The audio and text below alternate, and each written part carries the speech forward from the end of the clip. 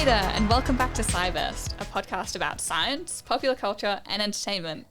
We're your hosts, Ella and Isabel, two science communication and sci-fi nerds steering this spaceship into the multiverse of science fun. Today's episode, farming simulators, agriculture narratives, paleontology, and nature retreat in farming video games.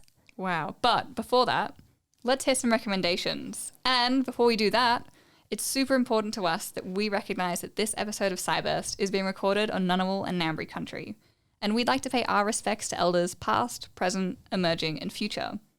Indigenous Australians are the first scientists and artists. So what's your culture snap, Isabel? Yeah, so this year I've actually been completing a 50-book reading challenge. Whoa. Yeah, I initially started out with 100, but then realized that it was way too ambitious. So I got it down to 50. And I actually want to encourage people to do this because I have learned a lot about myself. I have read books I would normally not read. It has gotten me to read like a variety of different styles and genres. That's so awesome. Yeah. And I wanted to talk about the best one I've read so far. Please, yes. It's called Annihilation, and it's from the Southern Reach trilogy by Jeff Vandermeer, and it was also adapted into a movie a couple years ago by Alex Garland, who's also an excellent director and did Ex Machina. If you know that film, it's really good. I'm just going off on tangents here. No, and I go have for it. so many recommendations. And it's got Natalie Portman in it too. It's fantastic. Anyway, the story follows a team of 4 women in STEM. So a biologist, a anthropologist, a psychologist, and a surveyor, who all set out into a mysterious, unexplained area called Area X, which is an ecologically devastated swampland in the southern part of the United States that has its own ecosystem different to the rest of Earth. And it's been closed off to the public. And anyway, the women, whose names are actually never revealed. What? Yeah. In the entire book? Yeah, so they're referred to as the biologist did this, or like the psychologist did this. That's really interesting framing. I don't think anybody is given a name at all in the book. Kind of cool, but I do love a good named character. Yeah, well, they're named in the movie for the purposes of the movie. Yeah. And anyway, the group of women make up the 12th expedition into the area because all the previous ones have failed due to disappearances or mass suicides or cancers or mental trauma. And this is the first time the expedition is made up of all women as well. So they're like, let's try this and see if it works. Interesting. And I don't want to say anything else because it's going to spoil it. So you're just going to leave us there? I'm just going to leave it there. Wow. Yeah. So what's your culture snap, Ella?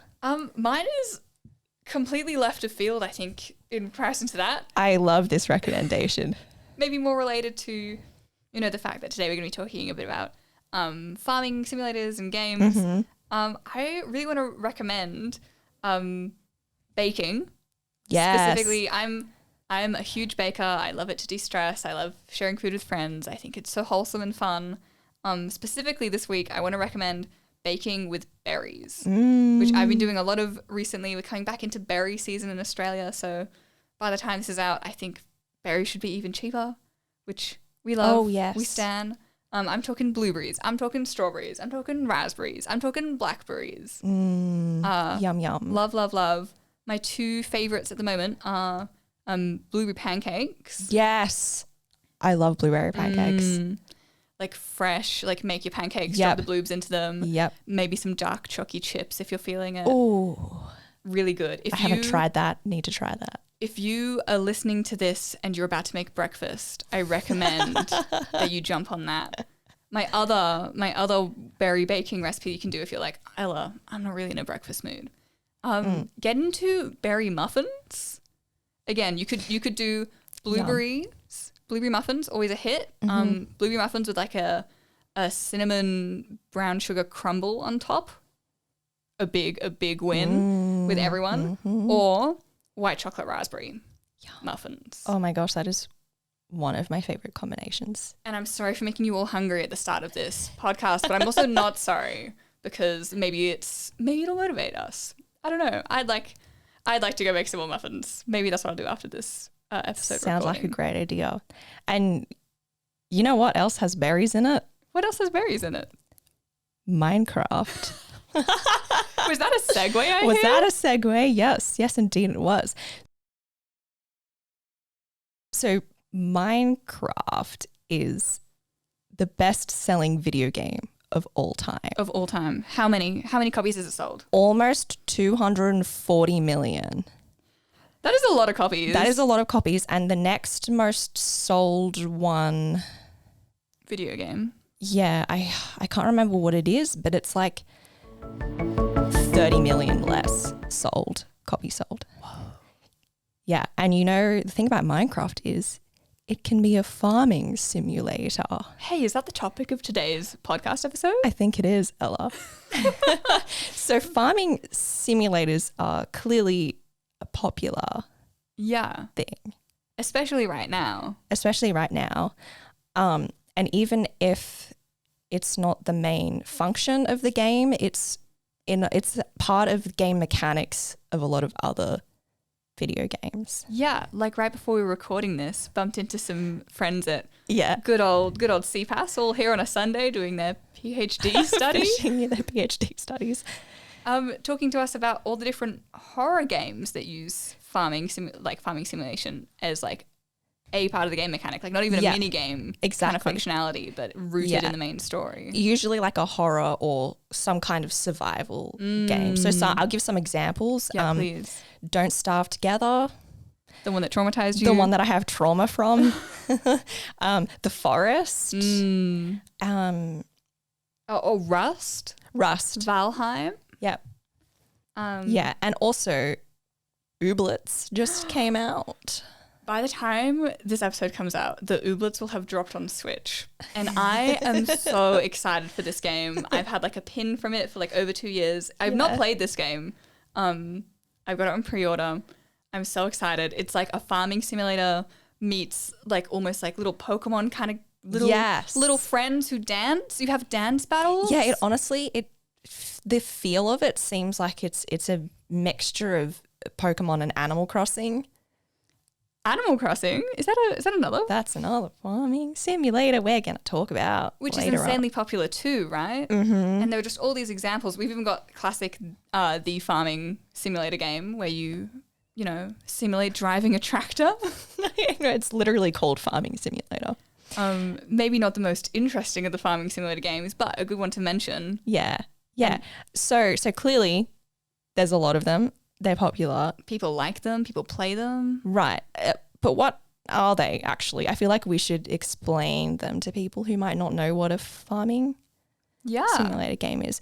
Yeah. So they're basically more of an experiential type video game where you pretty much become a farmer. And you can grow crops, build gardens, take care of animals and land. And usually there's no way of quote unquote winning or a specific end goal, and it's what you make of it. Kind of like life. Yeah. And I just wanted to have a side note here. I don't mean grinding, which is sometimes interchanged with farming in video games, which is that repetitive action over and over again in search of an item or to like gain experience points to level up. That is not what I mean. I mean farming simulator games.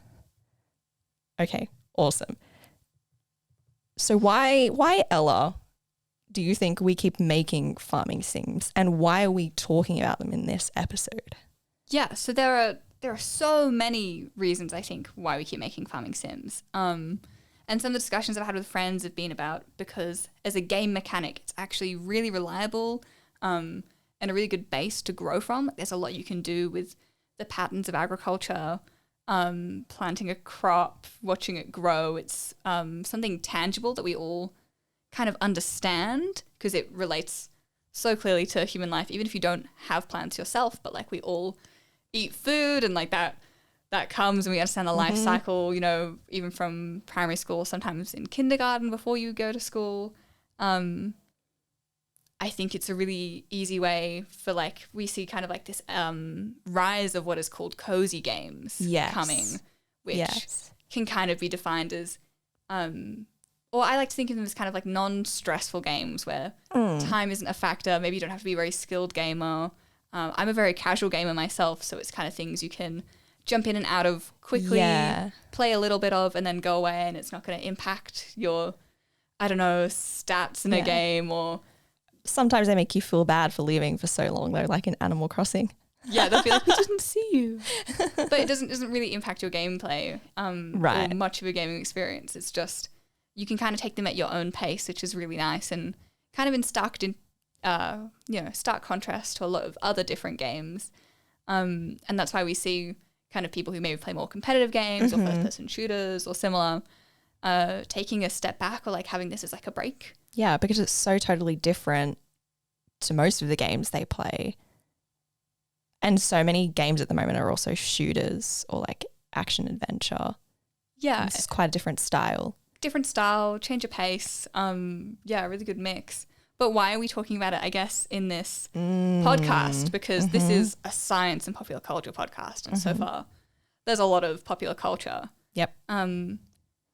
There's a really, really interesting kind of field being explored, or like subfield of gamification of science.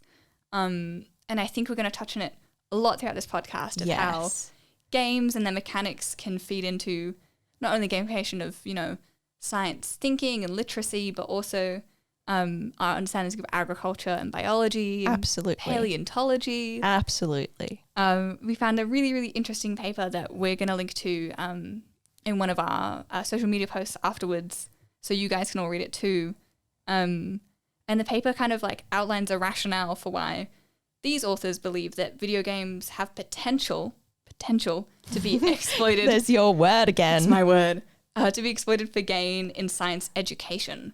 And that video games are a sort of cultural tool, and a really interactive and engaging cultural tool, which I think is a super important thing to know about the method of games, is that relationship they can have to one person specifically, where you are engaging with them on such an individual and motivating level. So video games can be used as a cultural tool to support scientific literacy in terms of your knowledge and like the content base of that, to explore that. It can help you understand skills and processes. Yeah. And also the nature of science more generally. So there's lots of different ways that games and gamification of science can play into our own personal understandings and knowledge bases of science. Yeah, and I quickly want to say that farming simulators as a form of gamification most farming simulators are not photorealistic. No. They have a like retro animation type of cartoony style. They're like super stylized and aesthetic as well. And the really interesting thing about that style of computer game is that from research, they found that cartoon-based game is more effective than photorealistic games in facilitating learning. Which is super interesting, right? Because I'd kind of expect it to be the opposite. Me too. Of what you see is what you get. I'd much rather, or I would think, you know, seeing photorealistic crops sprouting is what people want, but I guess it's kind of almost that abstracted level of you make connections on this maybe game base that you can apply to real life rather than being the exact same thing. Yeah. So that's why Farming Simulator, I guess, maybe isn't as much of an engaging game, because it's... Good point, actually. It's taking exactly what someone's job could be of driving a tractor and just putting it into a game, rather than using all the benefits of a game, which is, you know, the ways it can be unrealistic and the ways that you can feed in things that maybe in real life don't 100% feed into it, but you can make that a game mechanic. Yeah. Like Minecraft, for example. Like Minecraft? So I really want to start by talking about Minecraft, because it is the best-selling video game. First search return in Google when you look up most popular video game. And yes, it's a sandbox game, which means it's pretty much limitless in what you can do with it. but it can also be a farming simulator if that's how you want to use it. Yeah, it's just one of the ways you can enjoy it. Yeah. And I'm realizing now that Minecraft probably deserves its own episode in this podcast. Is this a future episode tease? This might be a future episode tease. Since Ella got to talk about Pokemon, I get to talk about Minecraft. I love it. I'm so here for this. Because I'm pretty sure that is probably the game that I have the most hours on. Good for you. Get it. So one of the things Minecraft does is that it introduces people to participatory planning. What's that? Designing. Okay. So that can include like agricultural design. So it enables players to easily design using blocks to build and modify structures like lakes and vegetation and so on.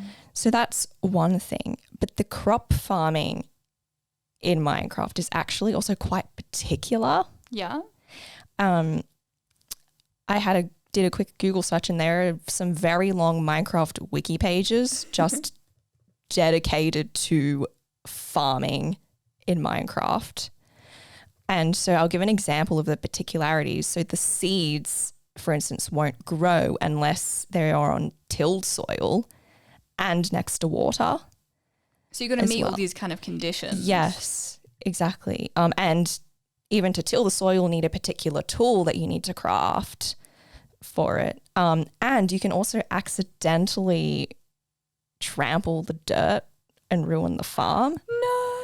So you actually need to actively create ways of protecting the farm using fences or blocks or whatever it is. And I'm not actually sure if that's the case in other farming simulators like Stardew Valley or... Yeah, it's not really the case in Animal Crossing. Like, I guess if you run across the flowers, you can destroy them.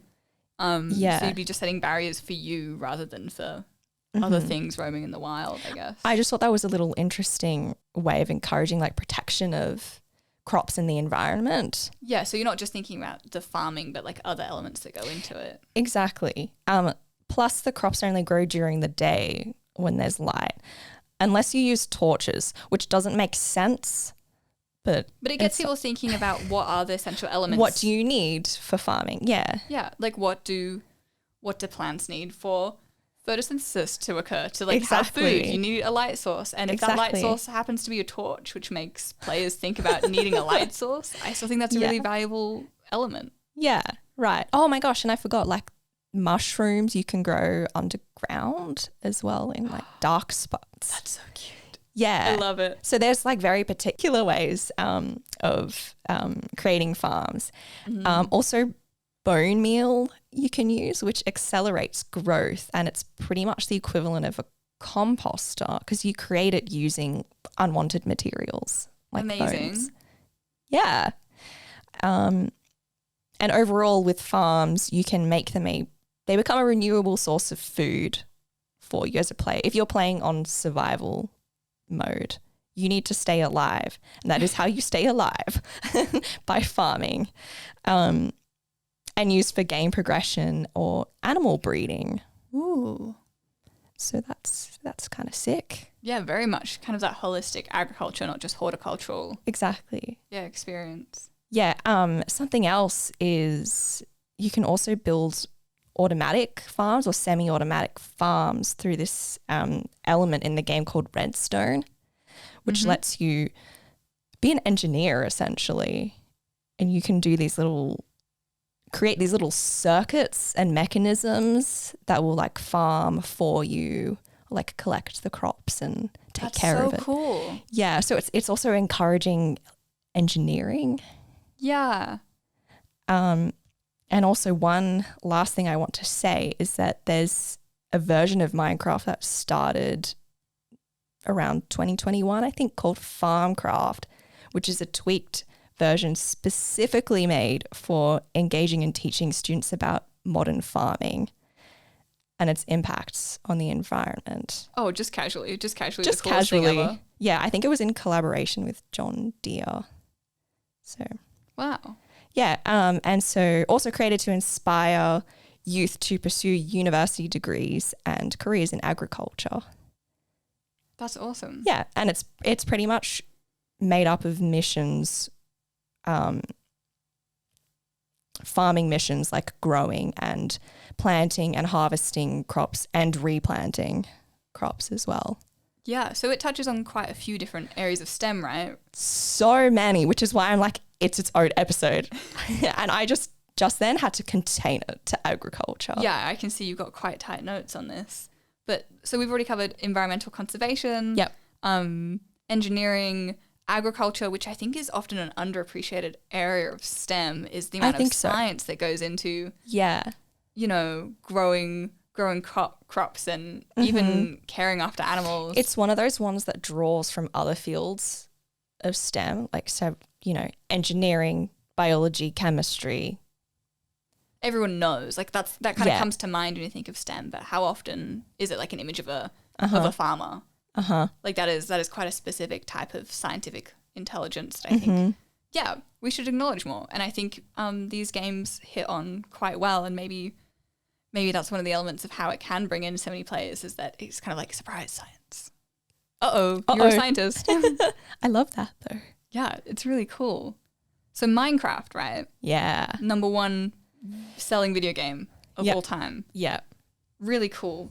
A super, I wouldn't say a rival to it, but a game that, especially during lockdown and COVID 100% took up so much of people's time, maybe away from Minecraft, maybe in addition to, who can say, is Animal Crossing, which was scheduled for release. Amazing. Almost at the same time that everyone went into lockdown, and it kind of became almost synonymous with my, like, what I think about when I think of lockdown is like not being able to leave my house, and playing Animal Crossing, and being isolated, but having that kind of world to escape into. And it was huge culturally, I think, especially for people in our age range. Yeah, and probably, people who have never played Animal Crossing before, but they were like, oh, this like game is coming out and this could offer me a way of escaping the current like pandemic. It kind of became the thing to do. Yeah. And I really want to talk about it. Yes. And I'm going to go into a whole bunch of, how it feeds into science in a second, but I want to talk about first about how we, kind of saw that as a way to be in an outside and social world at a time that we couldn't really. And kind of bringing this idea of the outside and the natural indoors with us in a simulated environment. Because I think that was a huge reason as to why it was so popular. Like, yes, you can engage with your friends online. It's, more realistic to life because its time mimics the time zone that you're in. And it's minute by minute, unlike, maybe Stardew Valley, which time moves at a different pace to you in the real world. But in Animal Crossing, everything's okay. There's no COVID. You're on a nice little island trying to pay back like a capitalist raccoon. You can pick your own furniture. You can leave your house. You can go on adventures. You can catch fish. You were surrounded by animals. Yeah, I think when you have to be trapped indoors, it's kind of like the ideal is the world and the escapism that Animal Crossing provides for you. Yeah. This wasn't the first Animal Crossing game. I think it's maybe in its 4th variation or something. I have no idea. There's been a few. But I think this was the biggest one. I think especially because of the time that it came out in. So let's talk about how it relates to science and some scientific concepts. Yes, tell me, Ella. Let me tell you about the conservation messaging within Animal Crossing, which I think is often underappreciated, or again, kind of like sneaks in secretly and you don't realize how cool the mechanic is that you're engaging with. So within the world of Animal Crossing, within the game, you can dig up fossils, you can catch bugs and fish, and you can take them to the museum. You're on a desert island. It has no houses when you first get there. But it has a museum. You put up a museum. It starts out as a little tent and then it becomes... No houses, but there's a museum and a store, ? Yeah. And you set up a tent. It becomes a museum. And you take these little findings that you have, which are fossils or bugs or fish, to the museum. And you get them identified so you understand what type of fish or bug or fossil it is. And then you can donate what you found Yes. to the museum and populate the museum with kind of like your own discoveries, which is really, really cool. And then they're on display for the whole little village to see that you make on this island, but also for your friends if you play socially and online to come see too, kind of like bragging points as to who can finish their museum first. That is very much the case. But what we see in this game mechanic is actually a lot of conservation messaging. So we've got the digging up of fossils, how that relates to, paleontology, identifying of fish and bug species. Those are two completely different scientific disciplines in their own right, and yet you are doing all of them at once as just someone who lives on an island.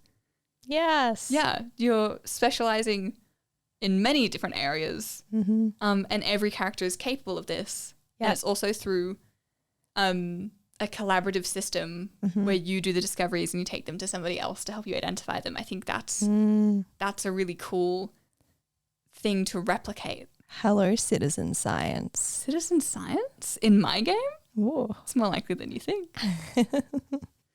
Other ways the game, kind of hijacks your brain for some more slight conservation messaging is by making you really aware of what's on your island. So in Animal Crossing, you want your island to be pretty. You want it to be decorated well. You don't want there to be lots of clutter and trash, quote unquote. Trash is things that maybe you've dropped. So maybe you don't have enough space for like all your cool things in your house. But if you drop items that have placed them, it gets counted as trash. And the game actually says, hey, your island's a bit messy. Clean that up. Hey, you're littering. Excuse me. Yeah, and at times this litter can also include leaf litter. So the game mechanics promote you to go around and pick up and clean up your island, which is really, really cool. Yeah, I remember spending so much time weeding as well, like pulling out all the weeds. Because if you don't, they replicate and you get more Yes, weeds. they just keep coming back. Oh my gosh. Yeah, so it's really kind of rewarding you for interacting and paying attention to your natural environment. And it does this through another mechanic too, where even leaf litter, even weeds, shells you find on the beach. Yeah. You can take all of these and craft with them. So it's kind of like recycling and repurposing natural items to be useful. And I think also plays really well into that sustainable conservation messaging, because if you cut a tree too many times to get wood, your tree falls down, you can't get any more wood from it. But if you take a little bit each day, you're going to be fine. And that's, really promoting sustainable ideals. Yeah. As a game mechanic that I don't even think I thought about until we started trying to think about it. Yeah. So actually, now that you mention that game Don't Starve Together, which I briefly mentioned. The horror survival. Yeah. It has a mechanic in it where if you chop down too much wood, then the tree will turn into this like monster tree and start attacking you. So you actually need to be careful about how much you're taking. Good for the tree. Good for the tree. Get it, tree. Get it, tree. If someone's attacking you and you're a tree, just turn into a monster and eat them. This is my hot tip for the week. Did you want to talk about the flower breeding mechanic? That's just interesting. So another funky fresh thing in Animal Crossing is you can buy flower seeds and grow your own flowers and make your island pretty in that way. But if you set them up in a certain way, potentially one that represents or replicates kind of a Punnett square situation, you can do crossbreeding of flowers. So this is the game stepping firmly into the world of biology and plant genetics to say if you cross a red and a white flower, you can get a different, like a pink flower. And if you cross a yellow and red, you can get an orange flower. And you do that through planting them close enough and watering them and hoping that over time and over days, you will cross-pollinate a new breed, so a new species of flower that will produce a certain type of color. Yeah. And it became kind of another like status symbol of brag to your friends. It for sure did as well. If you could grow all the different flower types, especially blue flowers and especially golden ones, which you can only reach if your island is also free of trash and, perfectly beautiful and stunning. Oh my gosh, is that really true? You can only get it unless if you've got a 5-star island. Oh, I see. Yeah, see, I didn't play it for too long, so I didn't know. Unrelatable. Yeah, so I think that's really, really cool, the way that the game is promoting not only visible genetics, which is, you know, being able to cross red and yellow and getting an orange flower, but these, you know, colloquially they're referred to as hybrid flowers. So you can't buy them in game. You can only get them from breeding them yourself or from a friend gifting you one. Is that they also had to reach certain colorations, particularly blue, you had to make sure you had a hybrid yellow flower. Oh my which gosh. is a yellow flower that is the result of not pure yellow parent flowers. I see. Wow. So they've actually put a lot of thought. They put a lot of thought into it because invisible genetics that you couldn't see as a player contributed to things you can see as a player. Damn. So there are like whole articles on how to correctly and hopefully get to blue flowers in the shortest amount of time, because it also takes days. Like you can't just instantly put flowers next to each other. Like you have to water them and some time has to pass. And Wow. yeah, like this was well thought out. Yeah. And this is just one little element. This is just one thing. And, you know, so clearly the game developers have put a lot of thought into the science aspects of this game. Yeah. The flowers and Punnett squares is just one way. Another way is in paleontology. Okay, tell me more. I'm super excited. Oh, I'm super excited to talk about this. So like Ella said, you can dig up fossils from the ground. I don't know there's like a limit, I think, to how many you can dig up. I think in they a day give you or something. three a day that you can dig. Yeah, right. And you can take them to the museum to an expert to get them assessed, and he will tell you, oh, this is this type of dinosaur. The expert is an owl. It's important to me. You all know that. I love blathers. And I found this YouTube video of paleontologists playing Animal Crossing during the pandemic. And so they do a walkthrough of the museum, and they were actually very impressed with the detail and the accuracy of not only the groupings of the dinosaurs, but also how they're displayed, but also the bone structures, the diversity of the diversity. Yeah, different dinosaurs. Yeah, so that's kind of cool. And the other interesting thing is when you find a fossil, there's a few different things you can do with it. And we had a big old conversation about this the other day because we didn't realize how many different things you can do with it really and what the game encourages you to do. Yeah. So the three main ways are you can keep it. Well, so after you've gotten it assessed by an expert, you can keep it for yourself. Mm-hmm. You can donate it to the museum, or you can sell it to Tom Nook, the tycoon trillionaire that we all know and love from Animal Crossing. The perpetuator of capitalism within my tiny island ecosystem. Thank you for keeping it real, Tom Nook. I will never pay you back. And so it actually makes you feel bad for selling it. Yeah, because you know that you could use it to further the museum knowledge. Because when you get it assessed, Blathers tells you if they have it in the museum or not. So he's like, oh, we don't have this one. Would you like to donate it? And it's always a secondary choice. You get it assessed. It never assumes you want to give it. You have to say yes or no every single time. And then he's always sad when you say no. Yeah. And the other one is if you don't sell it, you can keep it in your house. But imagine having a fully stocked kind of museum in your house, knowing the museum is empty. Yeah, exactly. So I think the game, really rewards you for furthering everyone's experience, not just your own. Yeah. Which I really like, and I think is true to the values that science is built on. Yes. Yeah. For sure. And the other thing about the paleontology aspect of Animal Crossing, similar to Jurassic Park, has actually inspired people to pursue paleontology. Animal Crossing has. Animal Crossing has. That's sensational. Yeah.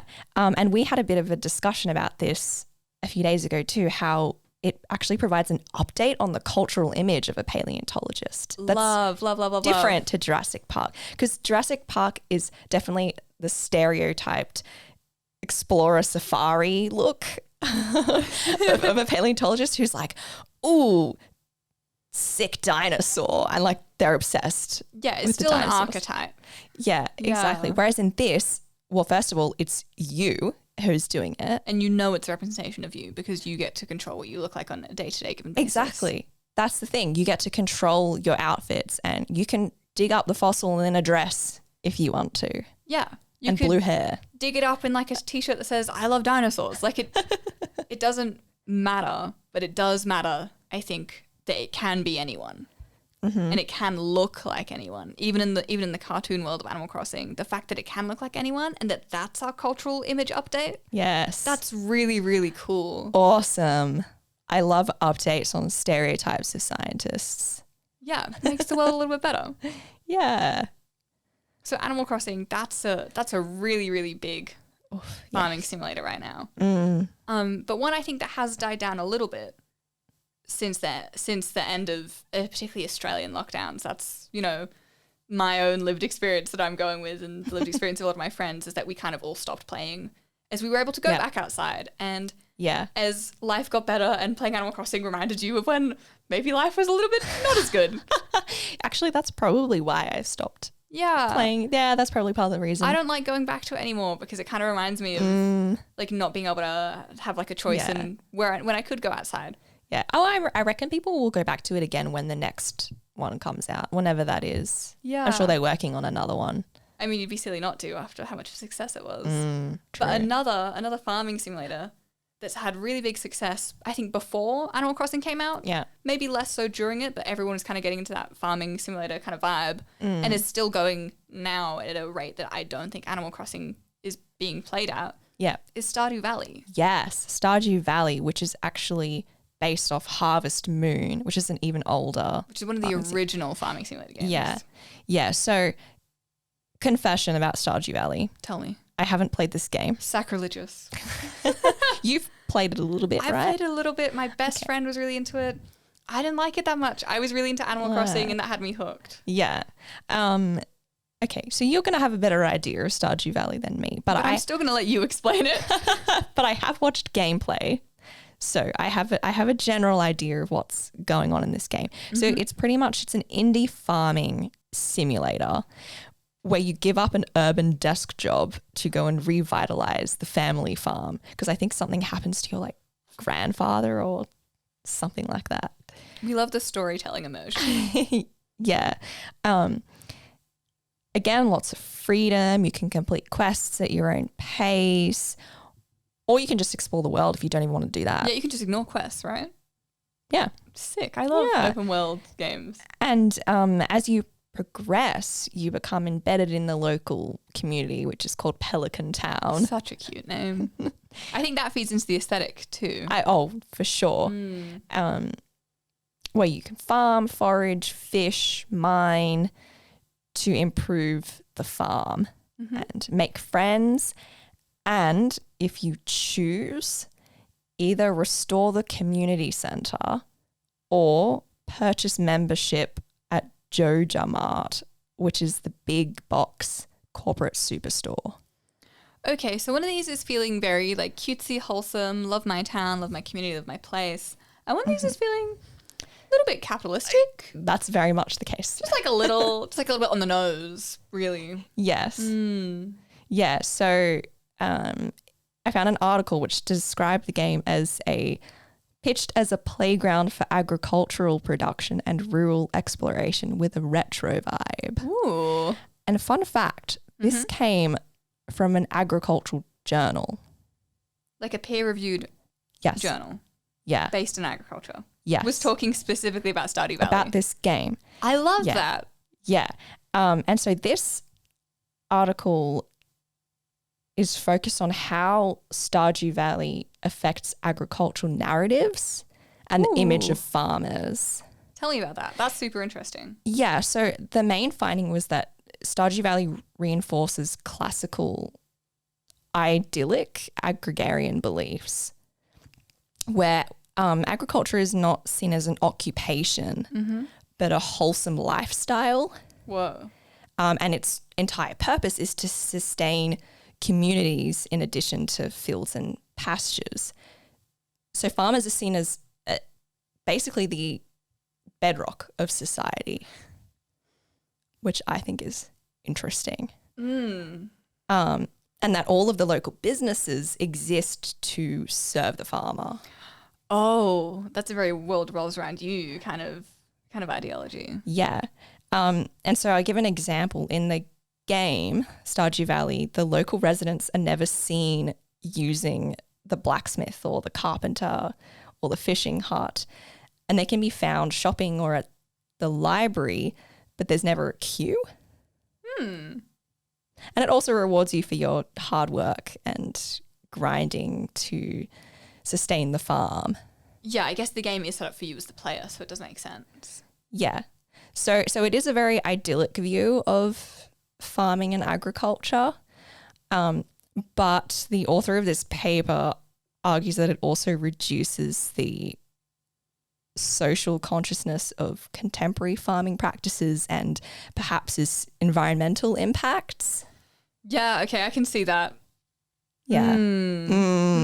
So it's like good in one way, but then there's also a flip side to that where it's, when you start thinking about industrialized agriculture and it's not, this world doesn't fully give in to all those complexities. Yeah. Yeah. Exactly. And the author also goes on to talk about how the creator of Stardew Valley did spend a bit of his childhood playing near a rural wetland, but he's also what the author calls part of the desk chair countryside. What a phrase.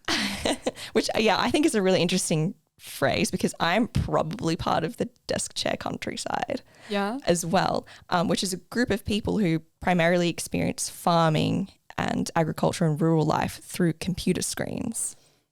Yeah, which I think is super interesting as someone who, one of my only escapes like from my house in COVID, other than escapism in Animal Crossing, was like going to feed my sheep and take care of my lambs. Yeah. But that is I think that is one area that I have a lot of experience in. But I think in every other area, like especially like plant genetics, I'm definitely a desk chair countryside player. So it's super interesting seeing that phrase and seeing it articulated like that. Yeah. And so it results in this idyllic, perfect view of agriculture and, like I said, less awareness perhaps of the industrialized agriculture. So it's desensitizing people to current social and environmental justice issues related to agriculture. Yeah, because it's just presenting one view. But I guess that's also why we like it, right? It's like a simplified, gamified version of this really, really complex system that is integral to society. Yeah. But I will say, someone else argues that Stardew Valley reconnects people to nature and ecology through its environmental ambiance audio. Love. This is super interesting. And I'm upset because I couldn't read the full, it's a chapter in a book and I don't have access to it, which means I can't give other people access to it either. At ANU, please update. Please update our access to these cool things. It's from a book that is all about like music in video games. We're going to have to buy that book. I'm going to have to, it was like $70 or something, which is we're going to have to request that our library buys that book. So in this chapter, I know from the summary that they talk about how music and environmental sounds in the game model ecological principles and facilitate playful interaction with the materiality of nature. So I don't have an example, unfortunately, because I couldn't read the chapter, but I went and listened to some Stardew Valley music. Beautiful. Love it. Like an autumn forest one. And it's gorgeous. Stunning. Because it is very much like you can hear the sounds of the trees moving and the water flowing and the like birds chirping and moving around. Wow. So I get it. It makes sense. And it apparently plays an important role in the game as well, the listening action, but it's not explicitly stated in the directions of the game, which is interesting too. Super interesting. Yeah. I love this idea of, reconnection to nature and ecology. through audio, through playing video games. In thinking about this topic, I've been thinking about concepts of bringing the outside in. Yeah. So bringing nature onto a screen where you can enjoy it maybe when you can't enjoy nature, or just like another way to kind of like cement it in your life. I think similar to the idea of houseplants and how they recently had a revival. I think this is kind of the video-y version of that is through video games. I wanted to talk about this really, really cute thing that my friends did. And these are my big Stardew Valley friends who love playing the game, is that they got inspired by some of the recipes you can bake as a mechanic within Stardew Valley. I love that. They got so inspired that they caught up specifically with the purpose of recreating some of these beautiful looking little pixelated stylized dishes from the game. They caught up to make those together. And I think that's such a cute, a beautiful connection, and maybe a reconnection of people to food. And you're thinking about where the food comes from because it's directly in relation to an agricultural-based game. Exactly. I just think that's so, so lovely. Yeah. And yeah, so that's on kind of like a food level. There are also academic papers that talk about the concept of bringing the outside in. Ooh. And I found one that's an ecology paper, and it's talking about ownership and making personal connections in a classroom environment. With the outside world, specifically with like a forest kind of scenario, and with a horticultural kind of scenario where different people in the classroom each kind of picked a plant, and it's like a adopt a plant scenario where it's just that's your plant to look at and to understand and then share with people the information you found about it. Yeah. And because you're bringing that knowledge of the outside world into your classroom, but through a personal lens, people care about it more. And then when this classroom goes for like walks outside, they're like, oh, this is so-and-so's plant. Because they then have that extra layer of more of a connection. Understanding, and the connection grows. Yeah. And though this paper doesn't directly talk about gamification, I think the two are really well linked. And I think it comes down to that level of engagement, is that this is an activity that's set up to engage with people. Yes. And video games inherently engage with people in a story-driven mode. And I think the two are so compatible that I wanted to talk about it. Yeah. So, so cool. Amazing. And I think it's really interesting to see education and educational activities take that direction of engagement. Yes. Because I think it's those novel ways of engaging that are super, super interesting. They break the mold. They let us do something new and exciting that makes a lot of neural connections, a lot of pathways, a lot of knowledge. Oh, we're talking about neurons now. Talking about neurons. Talking about the physical structures of your brain that are part of your memory making. Yeah. Processes. And the more ways you can connect neurons together, the stronger those connections are, which is why if you connect a tree not only to, or the information about a tree to a picture of the tree plus a living version of the tree plus the fact that your friends knew about that tree, that's lots of different ways to cement the learning in your brain. Yeah, and kind of like what you said before, it's helping make farming and agriculture visible as well. Like, for sure. Now you know where the food is coming from. Yeah, now you're thinking about it because you're thinking about it too. It relates to the food that you see on the supermarket shelves in a way it didn't before, because you have that other layer of context. Yeah. Yeah. I love every now and then just reminding myself that memories are physical and your knowledge pathways are physical. That's what your brain is. I think, that's something that I don't think about enough that I'd like to think about more. That is not something I've thought about before, but that is an interesting way of thinking about memories. Would you like to have an existential crisis?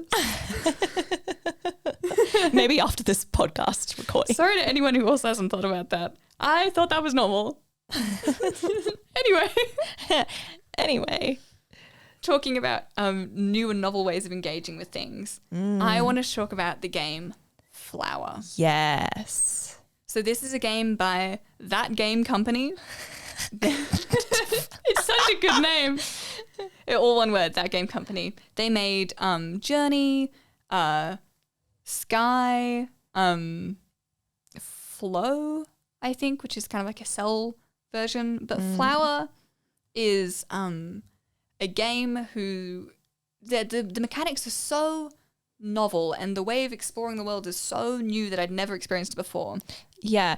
And I said to Ella last week too that I think I encountered this game at a gaming exhibition, which is about the evolution of video games. And this was like the last one that you played. Yeah. Which is interesting. So I worked a game exhibition called Game Masters. This is a different exhibition to the one I went to, by the way. So the fact that it's been in 2 different game exhibitions is huge. But I played it at this game exhibition. It was in kind of like our movers and shakers, like games that had high impact. So it was in the same room as Minecraft, which I think is another really interesting connection to bring in. Yeah. But the kind of the way of playing Flower is you start off as a singular flower petal, and through the controller you guide this flower petal through an environment to collect more flower petals, to interact with the environment, to kind of like go on a journey through the environment to get to the end of a track and join up and make other flowers bloom.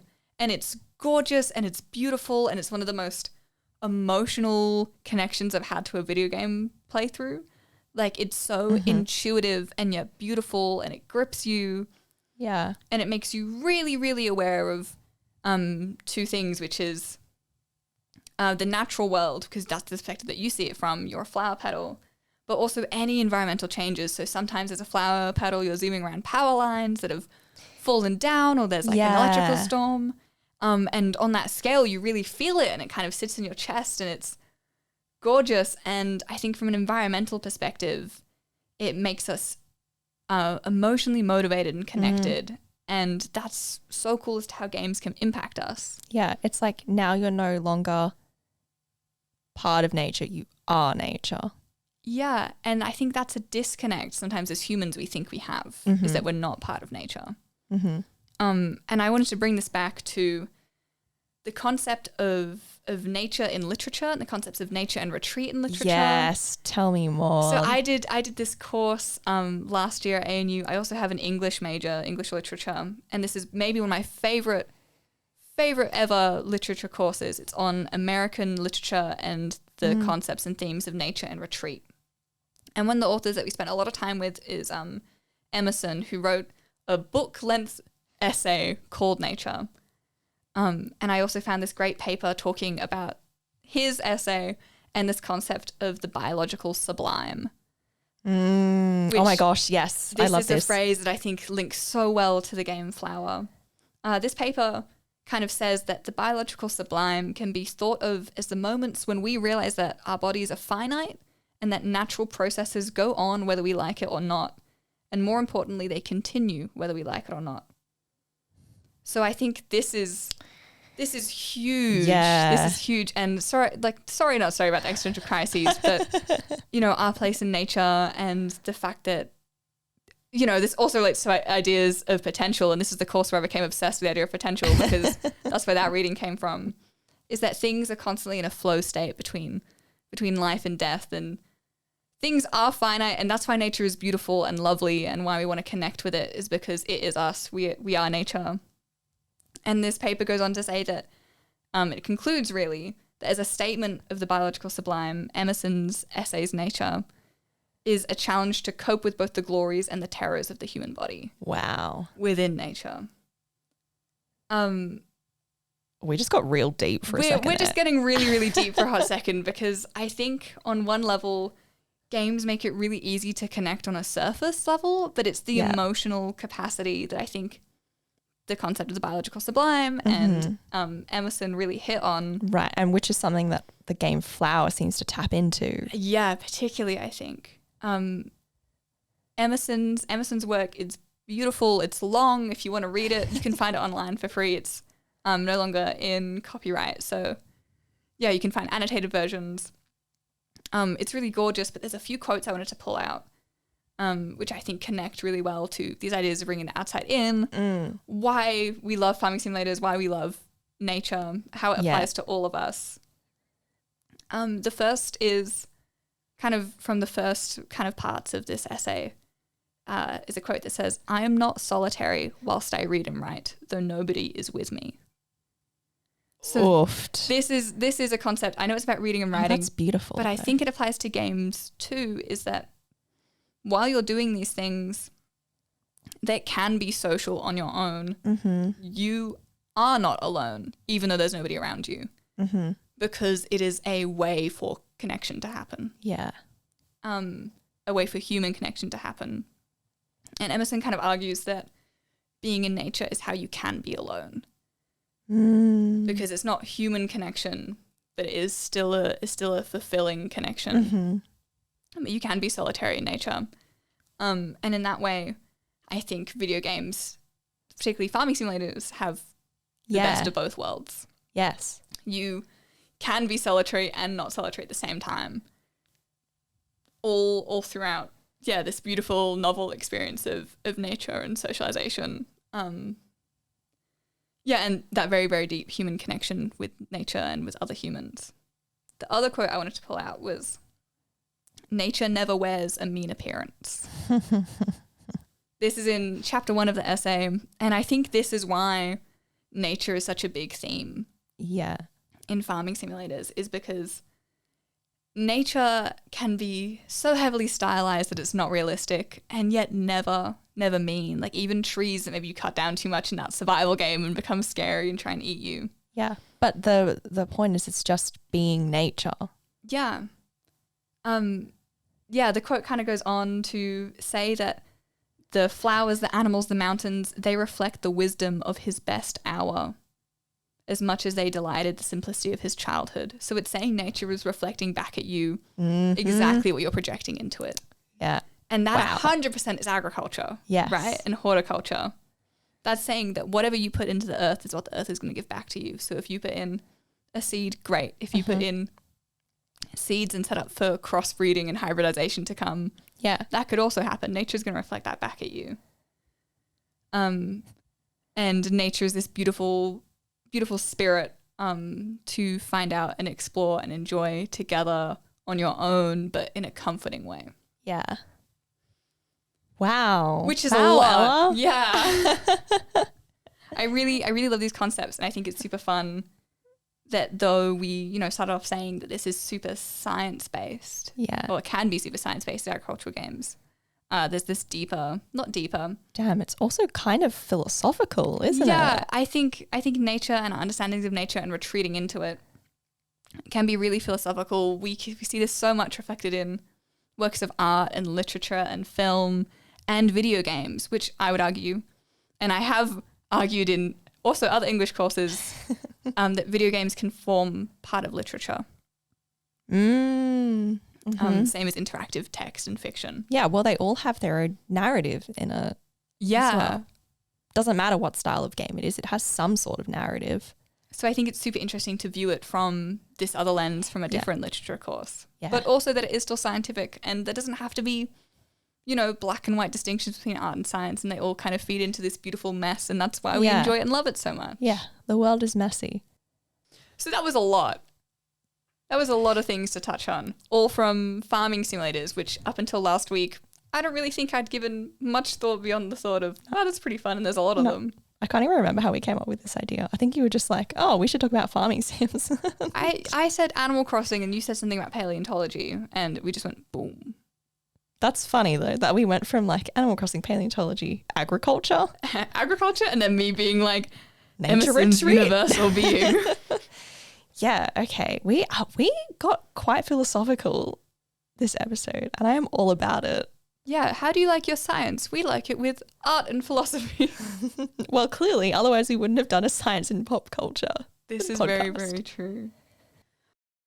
Well, let's maybe jump into our individual sections, bring out this massive lens we've got back to a smaller, sharper focus. Yes. So, hi, welcome back to Ideas with Isabel. Ideas with Isabel, my favorite section on the podcast.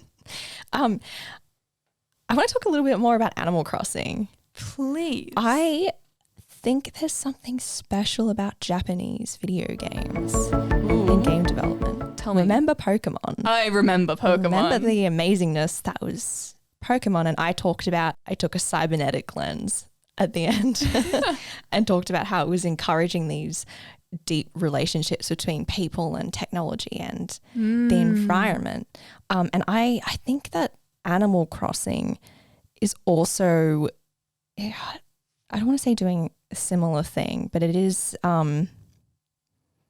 creating escapism. Love.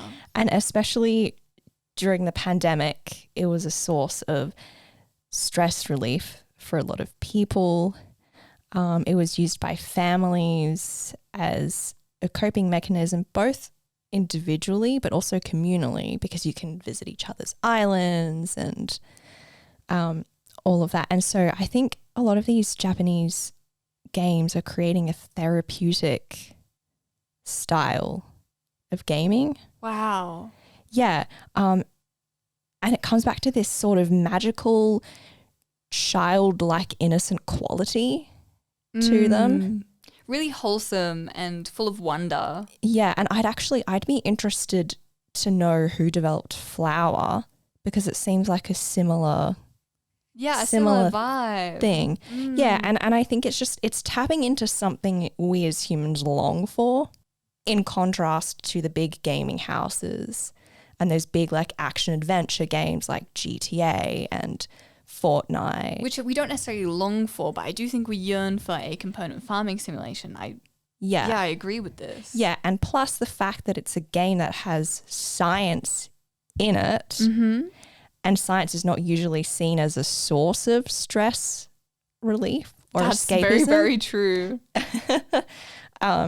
And many other farming simulators too, it's not just Animal Crossing, have science in them with mechanics that simulate real world agriculture that you wouldn't usually associate with escapism, but that's what it's creating. Yeah.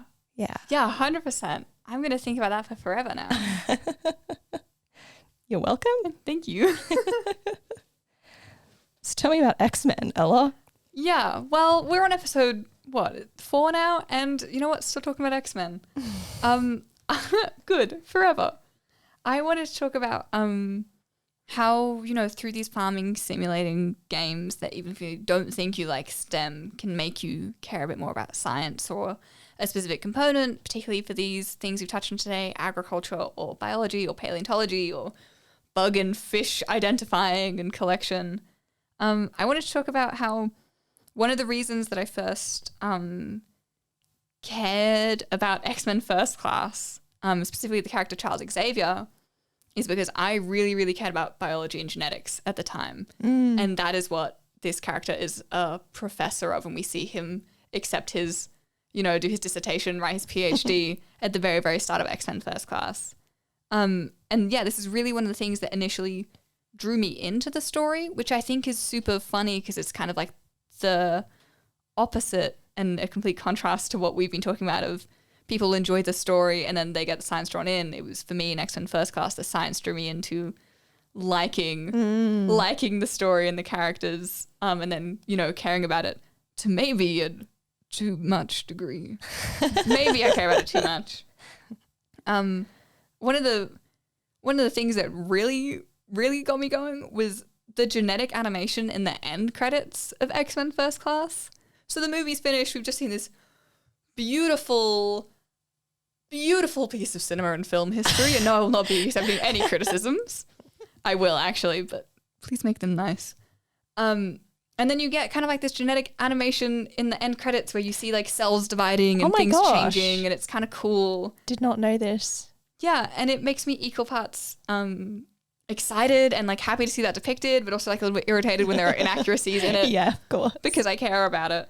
But I just thought that was a really interesting idea that I could get brought into a fictional world because of science rather than fictional worlds bringing me into science. Yeah, and I want to say it's interesting that they use that as a way of tying everything up rather than, I don't know what the opening credits are like. Did they do something similar in the opening credits? I don't think there are opening credits. Okay, so I just think that's a really interesting artistic choice to have the science animation at the end.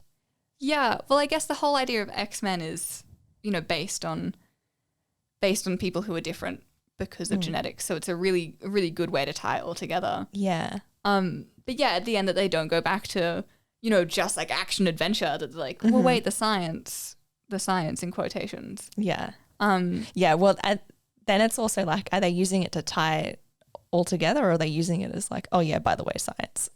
I think they are using it to tie it all the way together. That's what it sounds like to me. Yeah, the kind of the introduction that we get to Charles as a character is him. One of them is, his adopted sister, quote unquote, saying, "Oh, read me something that sent me to sleep." And he's like, "I'm working on my thesis." She's like, "Yeah, good. That's pretty boring." Essentially, and he reads that to her and she falls asleep. And here's some inaccuracies in there that, as a now biological anthropologist, or having been trained in that area, that I find irritating. But the fact that that's one of the openings, I really like that you come full circle at the end and see it depicted in animation. I still think it's really cool to see and to visualize, and even if people don't necessarily know that that's what they're referring to, you kind of see like chromosomes split out and become cool, and kind of like a karyotype, which is great for nerds. If you don't understand it, I could understand. May it just look like schools on a screen. But yeah, something cool to touch on and to think about nonetheless. Awesome. Yeah. Expert First Class is awesome. I feel like I actually need to go rewatch that film because I think I've seen it once. And that's movie night? Ooh. Don't tempt me. I'll tempt you. I think we're going to wrap it up there. Let's do that. Yeah. So maybe some questions for our listeners. Let's bring it back to farming simulators again. Yeah, right back to the start before Ella took us on all these tangents. Why do you like, if you play them, why do you like farming simulators? Or maybe why don't you like them if you don't play them? Yeah, and what about them draws you in? And especially if it draws you in continuously or draws you in across different farming simulators. Yeah. What's the thing that like connects them all that you just enjoy or that you like or you find cool? And if science is a part of that, let us know too. Yeah, and hit us up on all our socials at sci_burst, pretty much everywhere. Yeah, Instagram, Twitter, TikTok. Yeah. You name it, we could be there. And if we're not there, tell us. Stay nerdy. Please stay nerdy. Thanks for listening. And we'll see you next time. Thank you to ANU CPAS for their support and access to their podcast studio.